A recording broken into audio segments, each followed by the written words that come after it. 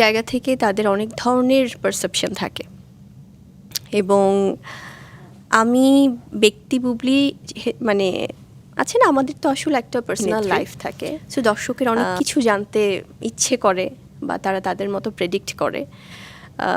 আমি কখনোই যারা এই ধরনের কথা বলছে তাদের বিরুদ্ধে আইনি ব্যবস্থা নিব এটা বলিনি। আমি বলেছি যারা কি সোসাইটিতে অনেক বেশি স্প্রেড করছে নেগেটিভিটি এখনকার সময়ে, আমরা কোথায় যেন মানে পঙ্গু হয়ে যাচ্ছে, যেটার জন্য বললেন মানসিকভাবে। যেহেতু আমি একজন ম্যারিড পারসন, আমি প্রেগনেন্ট হচ্ছি কি না হচ্ছি বা এটা বলছি অডিয়েন্সকে বা কখন বলবো বা বলছি না, এটা সম্পূর্ণ হয়তো আমাদের ব্যক্তি স্বাধীনতা। অনেক ধরনের গল্প মানুষ তৈরি করে, সেটা খুব দুঃখজনক। আর অনেকে হয়তো মানে বলতে পারে যে আচ্ছা উনি মানে সব কিছু কেন আমাদেরকে সব কিছু জবাবদিহি করতে হবে অডিয়েন্সের কাছে, এমনি আমাদের কোনো মানে বিষয় আমরা কখন বলবো বা বলবো না সেটাও তো আমাদের উপর একটা আমাদের নিজস্ব একটা সিদ্ধান্ত।